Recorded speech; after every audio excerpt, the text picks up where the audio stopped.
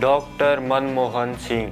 कैसे याद करेगी उनको दुनिया। एक अर्थशास्त्री के रूप में, एक वर्ल्ड बैंक में काम करने वाले व्यक्ति के रूप में, उस व्यक्ति के रूप में जिसने देश के उदारीकरण के रास्ते खोले, या उस व्यक्ति के लिए जो 5 साल देश के वित्त मंत्री रहे, या फिर उस व्यक्ति के लिए जो 10 साल देश के प्रधानमंत्री रहे।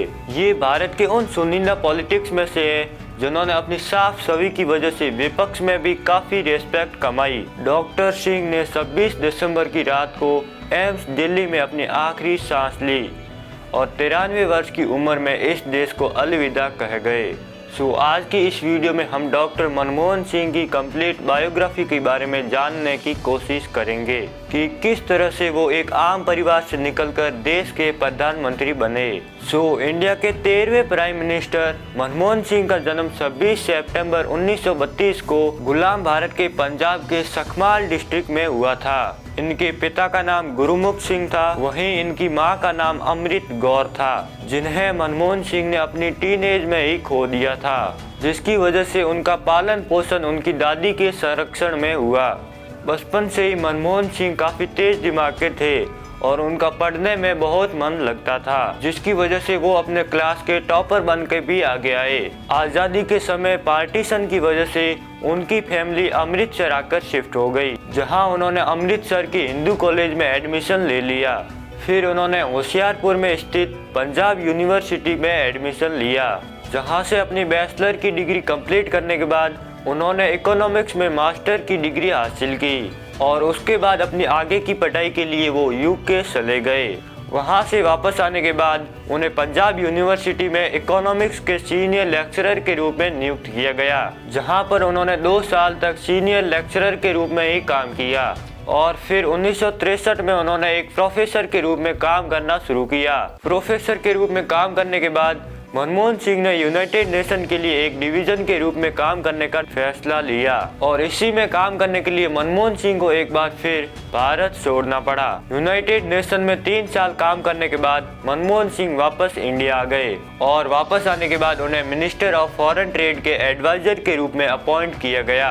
इसके बाद साल 1972 में इन्हें मिनिस्टर ऑफ फाइनेंस के चीफ एग्जीक्यूटिव एडवाइजर के रूप में नियुक्त किया गया और कुछ ही समय में उन्हें अपने टैलेंट और प्रदर्शन के दम पर फाइनेंस मिनिस्ट्री के सेक्रेटरी बना दिए गए और कुछ ही सालों बाद 1982 में उन्हें रिजर्व बैंक ऑफ इंडिया के गवर्नर बना दिए गए और यह वाकई में बहुत बड़ी रिस्पॉन्सिबिलिटी थी, क्योंकि आरबीआई के गवर्नर ही रिस्पॉन्सिबल होते हैं इकोनॉमी की स्टेबल मॉनिटरिंग के लिए। करीब 2.5 सालों तक आरबीआई के गवर्नर के रूप में काम करने के बाद साल 1985 में उन्हें प्लानिंग कमीशन के डिप्यूटी चेयरमैन बना दिया गया, जहां उन्होंने 1987 तक अपनी सर्विसेज दी। फिर जब विश्वनाथ प्रताप सिंह इंडिया के प्राइम मिनिस्टर बने, तब उन्हीं के शासनकाल में मनमोहन सिंह को इकोनॉमिक अफेयर के क्षेत्र में प्राइम मिनिस्टर का एडवाइजर बनाया गया और इस प्रकार डायरेक्टली या indirectly doctor Manmohan Singh politics में एंटर कर चुके थे। और यह चीज पब्लिकली देखने को तब मिली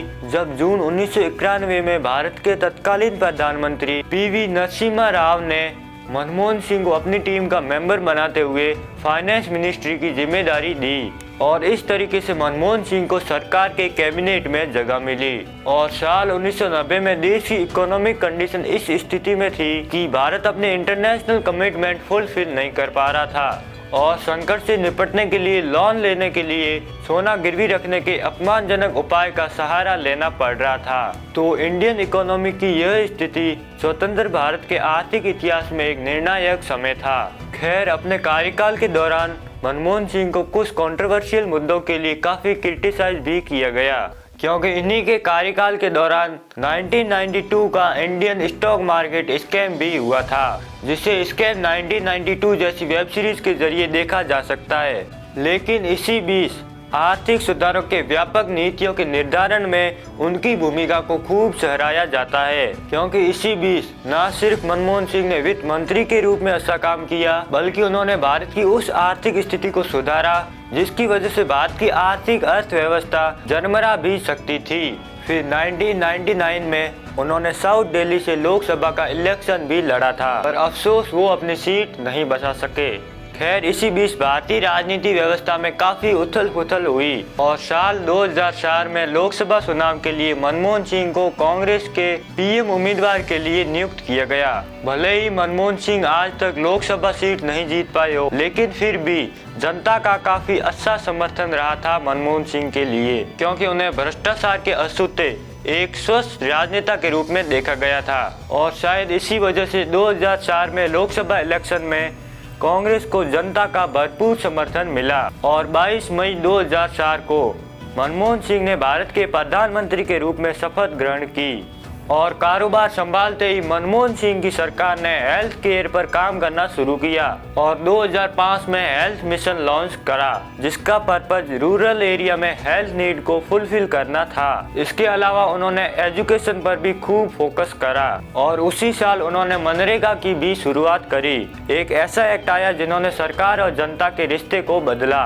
यह अपने आप में एक बहुत ही बड़ा कदम था और साथ ही ये एक ऐसा प्रोग्राम था जिसमें औरतों को प्राथमिकता दी गई। प्रधानमंत्री नरेंद्र मोदी ने इस एक्ट की आलोचना करते हुए कहा था कि इसे मनमोहन सिंह की सबसे बड़ी असफलताओं के रूप में ऐड किया जाएगा, पर उन्होंने भी इस एक्ट को खत्म नहीं किया। और फिर 2009 में उनकी मिनिस्ट्री ने right of children free and compulsory education act को इंट्रोड्यूस किया, जिसके अंतर्गत 16 साल तक के बच्चों को फ्री और कंपल्सरी एजुकेशन के तौर तरीकों को डिस्क्राइब किया गया। इसके अलावा 28 जनवरी 2009 को इंडियन सिटीजन के लिए यूनिक आइडेंटिफिकेशन ऑफ इंडिया की व्यवस्था की गई। और फिर 2014 के लोकसभा इलेक्शन में कांग्रेस को हराते हुए बीजेपी और उसकी गठबंधन पार्टी ने जीत दर्ज की, जिसकी वजह से मनमोहन सिंह को प्राइम मिनिस्टर का पद छोड़ना पड़ा और इस तरीके से मनमोहन सिंह पॉलिटिकली इनएक्टिव हो गए। मनमोहन सिंह को कई अवार्ड से सम्मानित भी किया गया।